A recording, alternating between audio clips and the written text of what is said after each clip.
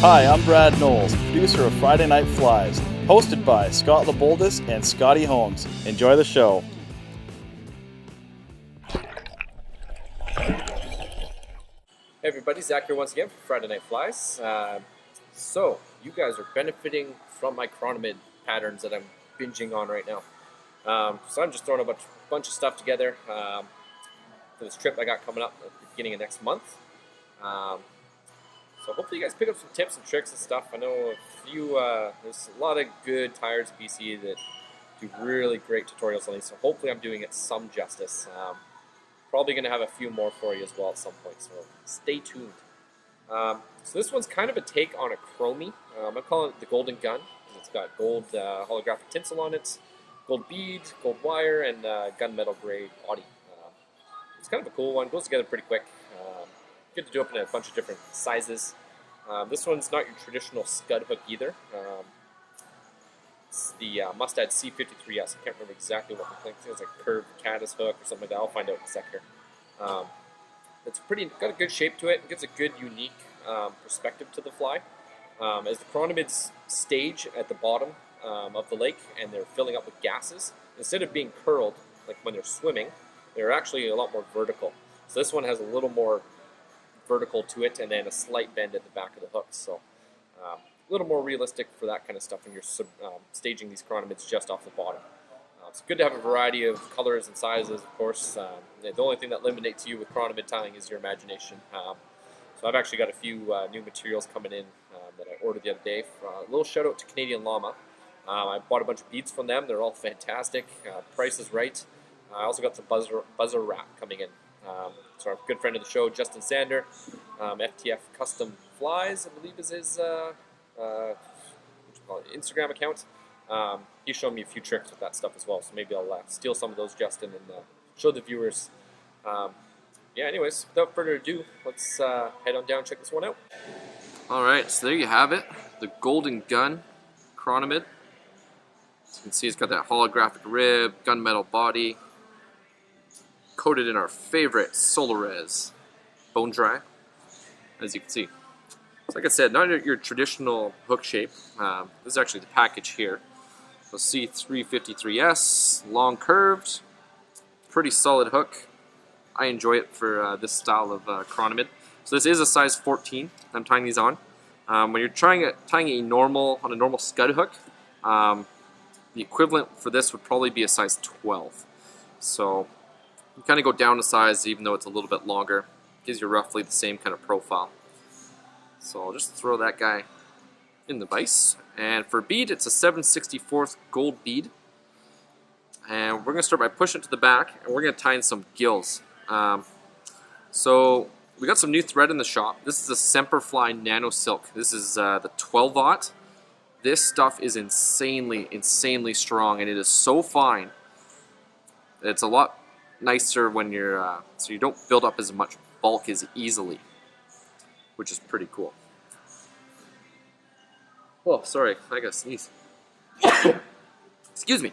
Anyways, so this thread allows you to keep that bulk down, which is the big issue for people that are just starting to tie chironomids, I find, is they make them too bulky. There's too much mass to them. They need to be fairly slender. So yeah, that's the beauty of this thread. It's so thin, but it's incredibly strong. I'd put it up there with that 210 Danville that I tie with. I've actually tried to wrap it around my hands and pull it, and I was going to draw blood before it snapped. So it's got some wicked strength to it. So for the gills, I'm going to use some Superfly Stillwater Solutions Midge Gill. They don't make this stuff anymore, but Superfly has released the Midge Gill just on its own under the Superfly brand. Those guys right there. So it basically comes in a cord of 3 strands. So this is one of the strands that I have taken out. And basically I'm just going to tie it in at the front here. So I'm just going to have it extend out the front a little bit. Do a little pinching wrap just to kind of wrap it in on top. Position it how I want.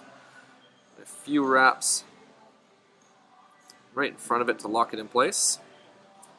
Now I'll trim that Midge Gill away. I'll wrap back on this just to smooth out that taper a little bit. Take my thread right up to the front again. I'm going to whip finish in front of the gills. I do it in front so it helps to prop them up a little bit. This makes it easier to tie on your leaders instead of having it all flopped over the hook eye. I'll just trim that away. Just make sure that's sitting right on top. The one thing with the Nano Silk that'll take some getting used to is it's somewhat slippery. So you really got to secure stuff in nice and tight. Now to form the shape of the body, you saw me do this last week. I've got some black uni stretch. You can use white, any color you can think of. Comes in a multitude of colors. This just helps to save some of the thread. So just kind of build up that rough taper, roughly how you want the shape to be. Something like that. And then we'll whip finish. Seat that knot. I like to leave the tag in just to help with the taper of the body. So we'll go back to our Nano Silk here. So I have this in the 12-aught in 5 different colors. Black, white, olive, red, and brown. I also have it in 3-aught, which I am looking forward to using this fall when we get back into salmon season. And so I got that just in black and white. The white you can color it with a Sharpie, make it whatever color you want. I find most of my streamers are usually tied with white thread. Even though I have to say this 12-aught would probably hold up no problem. So there we go. We just kind of start our thread, fill in some of the gaps. Now for our over rib, you don't have to. You can omit the step if you want, but I kind of like the look of it. It's just some small ultra wire in gold. That's the stuff there. Already got a chunk here. This I kind of find it adds some more three-dimensionality to the fly. Just adds those raised ribs, which is kind of nice. I'm just going to kind of tie that on my side of the hook, just down to about where the barb is. Now for my main rib, it's going to be some Superfly holographic tinsel in 1/32 holographic gold. You can see some nice shimmer to that. This I'm going to tie in. I'm going to make sure it's roughly the length of the body just to keep that consistent taper and shape. So there's 2 wraps there. And then my underbody is going to be gunmetal flashabou number 6916. This is the newer stuff, which is a lot darker. There's an older dye of this that's a lot lighter. I've heard some people say it doesn't really make a difference at all. But if you got some of that stuff's in big demand with a lot of tires. So this, I'm going to do the same thing. I've got 4 strands. Tie that in right at the back. Again, just the length of the hook. We'll just kind of go touching wraps all the way up to the bead. Just make sure everything's in there nice and good. So I'm going to start by wrapping up the flashabou. Some nice, just overlapping wraps. You can even use just thread, you can use black, you can use, like I said, the possibilities of chironomids is endless. Just use your imagination. Don't let anybody else say you can't. Go, take that flashabou right up to the bead. Just secure that in place. Couple wraps. Trim that away. 4 full strands will get you about 3 flies. So just save that aside for the next one. Now we're going to take our holographic. I'm going to take a full turn at the back. And then I'm just going to rib the fly, space them out. I'm just going to end that right at the bead there, capture that in.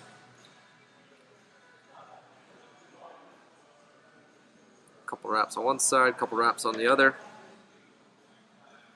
Trim away. As I said, that would probably be good enough, but I got this rib, just add some more segmentation. So I'm going to take a couple wraps right at the butt of the fly here. This basically just helps to protect the flashabou and the tinsel. We'll take 2, 3 turns, they're all touching. Then I'll basically come up and try as best as I can, right in the middle of that gold tinsel. I'll lay this right on top. Now we'll take that right up to behind the bead, capture that in. Wraps behind, a few in front, and then we'll just bend and helicopter it until it decides to break off, like so. Now I'll just tidy up everything behind the bead here. Just make sure that bead's sitting properly. Perfect. Now we'll just go straight into a whip finish. Just 3 or 4. Doesn't need to be too crazy. We're going to coat it with resin anyway. Good pair of scissors are key for this thread. Cheapo pair that's not very sharp is not going to cut that stuff. Now I'm going to trim, since I got my scissors handy, I'm going to trim these gills. So all I do, I place my scissors at the back of the bead, and I pull it right onto them, cut it nice and straight. That way it's about a bead length. Just make sure there's no stray fibers kicking around there. We're going to take the Solarez Bone Dry, and we're going to coat this body up. So I like to start with it inverted, start at the back, brush my way forward. Just kind of get a rough coating all over the entire fly. Get a little bit more here. I'll use the rotary feature on my mongoose. Just wrap forward, keeping everything nice and coated. So that's all purdy-like. Keep the rotation going. We'll take our resonator light, and we'll blast that puppy. So as you can see, these Midge Gills definitely have a UV property to it. You know how much we love UV here on Friday Night Flies.